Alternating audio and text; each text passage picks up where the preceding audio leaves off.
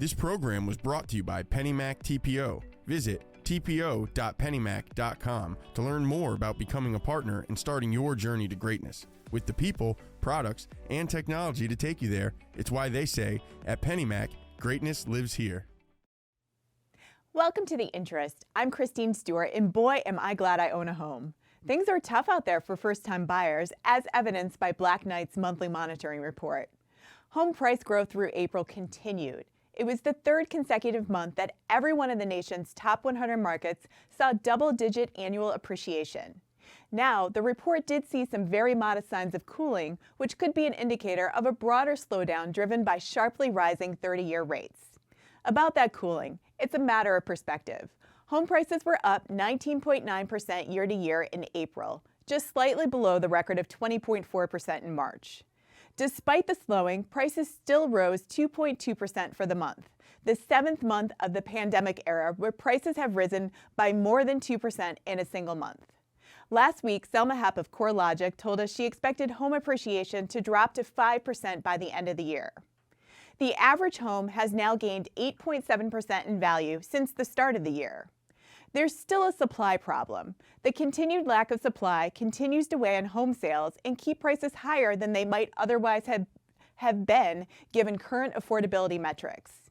May was the worst housing market for home buyers in 16 years. If you own a home, things are good.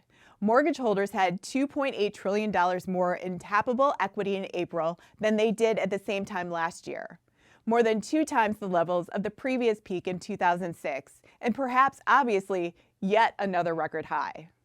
This is all well and good for current homeowners, but it's making for an increasingly challenging environment for home buyers.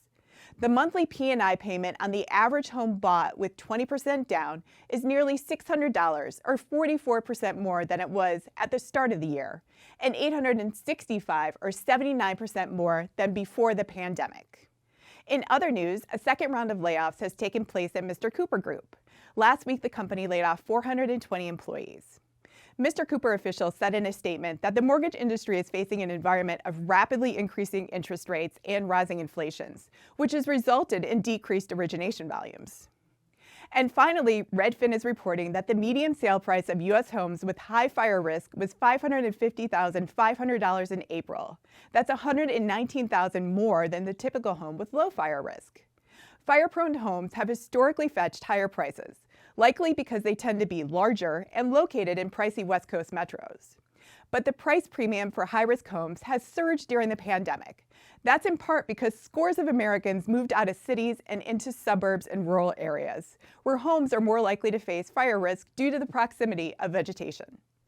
This program was brought to you by PennyMac TPO. Visit tpo.pennymac.com to learn more about becoming a partner and starting your journey to greatness. For more on these and all of today's top stories, visit mortgagenewsnetwork.com.